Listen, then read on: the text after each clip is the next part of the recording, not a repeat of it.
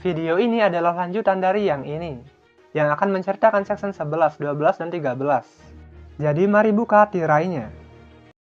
いつだって何千何万何億回でも間違えて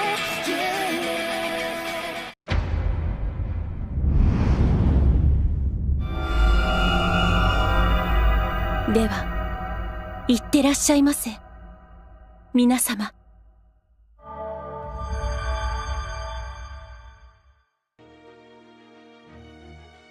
Adegan dibuka dengan pagi hari.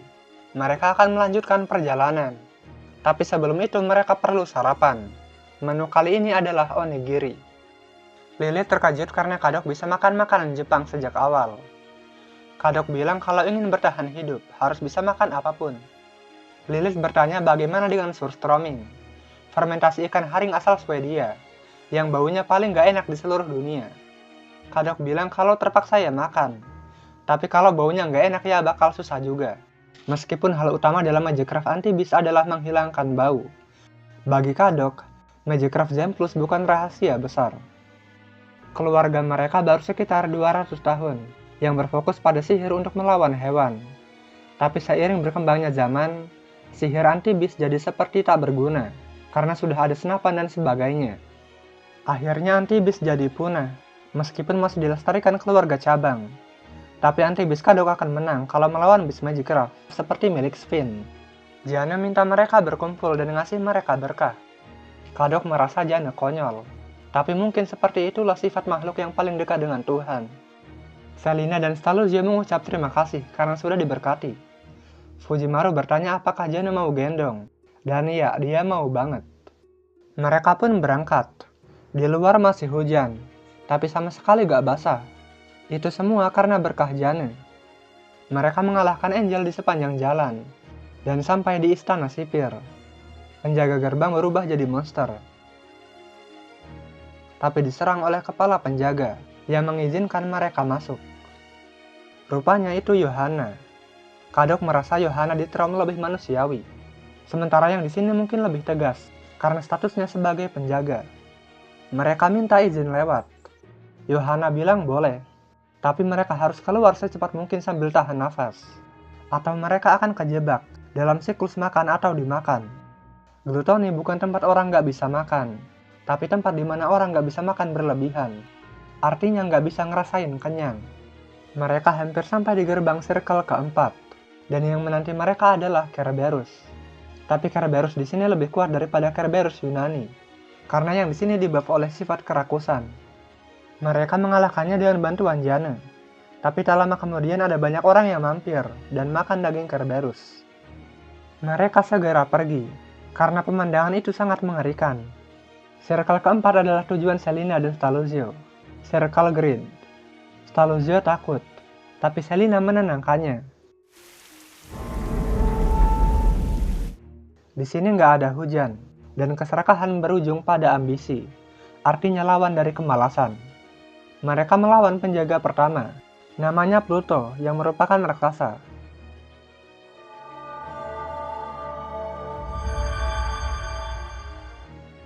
Mereka sampai di circle keempat.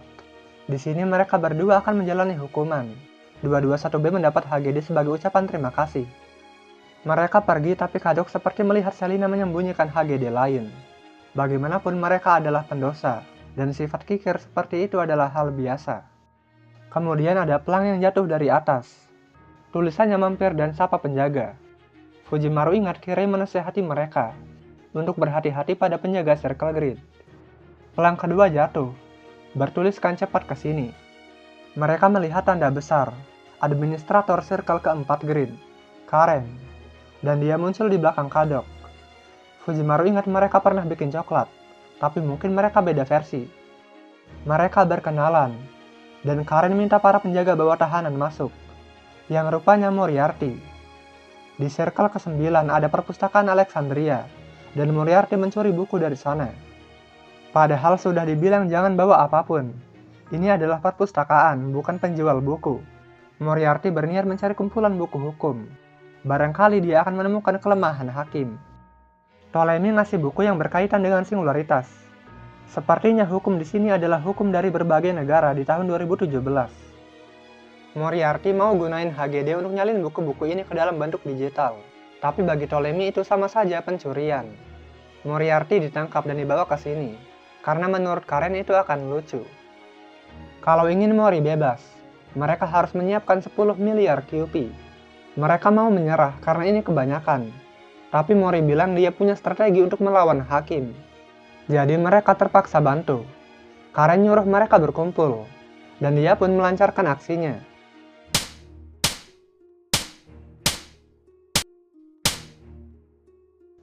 Tapi untuk apa itu?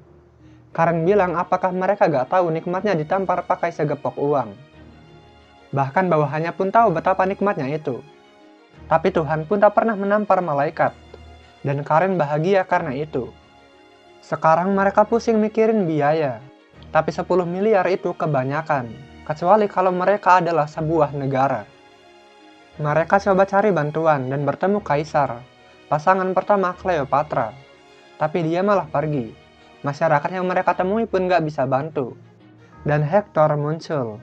Tapi seharusnya Hector adalah penjaga limbo. Circle pertama. Pantesan gak ada penjaganya. Karena dia malah nongkrong di sini. Dia bilang karena bosan. Dan akhirnya kerja di luar negeri. Dia bilang menyerah aja. 10 miliar itu kebanyakan. Kecuali mereka bawa orang yang nilainya 10 miliar. Dante kesal. Mungkin mereka akan jual Hector aja. Barangkali dapat 10 miliar. Fujimaru bilang bagaimana kalau Metatron? Jana bilang dia gak punya nilai sebanyak itu. Karena dia lebih lemah daripada Hakim. Tapi dia anggap itu sebagai pujian. Jadi sisanya adalah Masu. Dia punya keunikan yang gak dimiliki servan lain. Kalau mereka bisa promosiin dia sebaik mungkin, maka ada peluang. Mereka pun minta bantuan Kaisar untuk promosiin Masu. Dan rapat di kafe. Tapi kenapa di sini ada kafe? Kalau tempat ini ada di Gluttony, pasti akan jadi mangsa para pendosa. Tapi ini Circle Green, neraka bagi mereka yang tamak. Jadi kafe akan dapat diabaikan oleh hakim. Bahkan Jana setuju.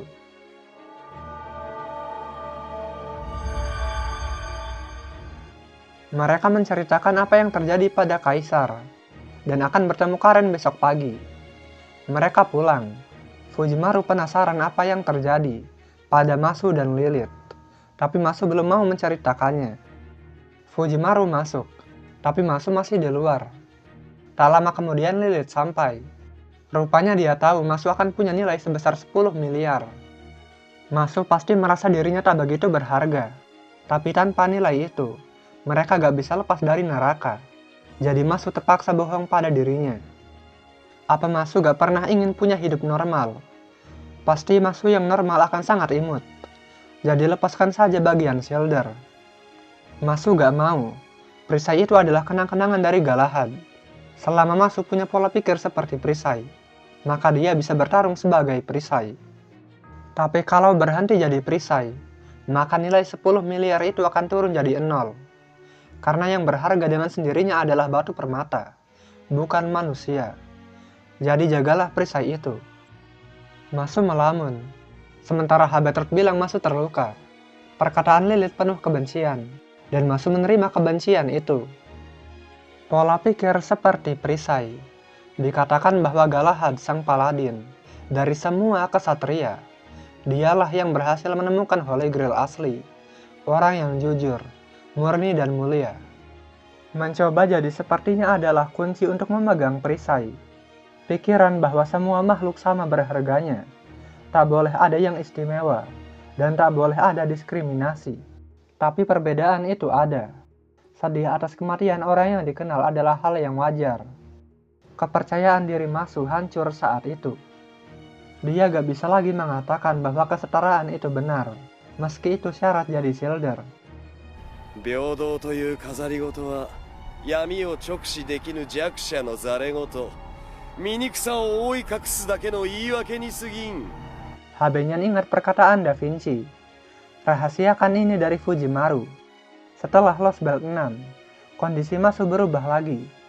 Masu dan Galahad semakin menyatu, dan gak butuh Ortenos. Itu adalah tanda bahwa Masu akan jadi heroic spirit. Tapi kenapa Da Vinci gak senang?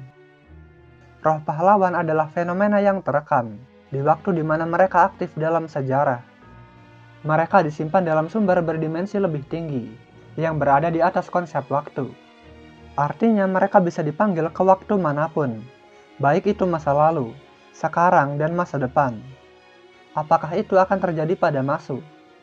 Da Vinci bilang iya, jika Masu diakui sebagai pahlawan setelah mati oleh Throne of Heroes. Tapi kenyataannya itu gak akan terjadi, karena Masu sedang dalam proses menjadi heroic spirit ketika masih hidup. Dia gak bisa masuk ke tahta pahlawan, karena belum mati. Dan jika makin parah, Masu akan terjebak antara 2015 sampai 2016. Rentang waktu 1 tahun itu akan jadi satu-satunya tempat di mana dia bisa bertahan hidup. Dari kebangkitannya sebagai Demi Servant, Januari 2016, sampai melawan Gothia, Desember 2016. Setelah itu Masu akan kembali ke Januari 2016. Bahkan ketika staf Chaldea lain melewati 2017, Masu akan terjebak di tahun 2016 selamanya. Habenyan bilang harusnya Masu gak boleh lagi bertempur. Tapi itu harus. Tanpa Masu, mereka tidak akan sampai sejauh ini. Dan Masu tahu itu. Kalau dia jadi servan yang utuh, Chaldea akan mampu bertarung lebih baik, meskipun mengorbankan hidupnya. Jadi sebagai rencana cadangan, Da Vinci sudah melepas pedang suci dari Stormborder dan menyerahkannya pada Habetrot. Tapi Masu harus berjuang sendiri, sampai Habetrot yakin apa dampak kata-katanya pada pedang suci. Tapi satu hal yang pasti, Masu berharga. Paginya mereka makan katsudon. Seharusnya makanan berkalori tinggi tak cocok untuk pagi hari. Mereka belum tahu aja orang Indo. Mereka bertemu Karen dalam kondisi sakit perut karena kekenyangan. Tapi rasanya enak. Mereka bawa satu orang baru, Kaisar. 10 miliar itu adalah Masu. Servan yang mengatasi 7 singularitas dan penyelamat dunia. Ketika di kafe, mereka menemukan bahwa sikap rendah hati Masu adalah masalah. Untuk mencapai 10 miliar, Masu harus percaya bahwa dia bernilai segitu. Jadi mereka akan beri pujian pada Masu. Untuk setiap kata aku tak sehebat itu, maka pujiannya akan bertambah lebih lama. Masu dipuji sampai malu dan terkena stun. Pahlawan pemulih Panhuman memang bernilai, tapi mereka juga pelaku genosida. Maka nilainya akan turun. Tapi untuk senjata penghancur dunia, nilainya adalah kekuatan merusaknya. Nilai Masu adalah 5 miliar QP. Penilaian itu subjektif. Bagi Karen, yang paling berharga adalah diri sendiri. Masu 5 miliar, dan Karen 5 miliar plus 1 QP. Jika ingin nilai Masu bertambah jadi 10 miliar, maka mereka harus merebut sisanya dari Karen. Mereka bertarung dan Chaldea menang. Moriarty bebas, dan mereka dapat sertifikat timbangan. Mereka mungkin akan butuh itu di kemudian hari. Karen mengirim Chaldea pulang. Tapi kenapa dia beri sertifikat timbangan pada Chaldea? Karen bilang saatnya penguasa turun dari jabatan. Lagi pula Metatron gak akan marah, karena dia harus adil. Tapi Lilith mengerti. Ini karena Kotomine. Karen bilang jangan dilanjutkan, atau mereka perang. Dia nanya kenapa Lilith benci Masu. Apakah dia akan bunuh Masu? Lilith bilang bahwa dia emang benci, tapi gak akan bunuh Masu, karena dia lebih ingin melihat Masu menderita. Dan dia pergi.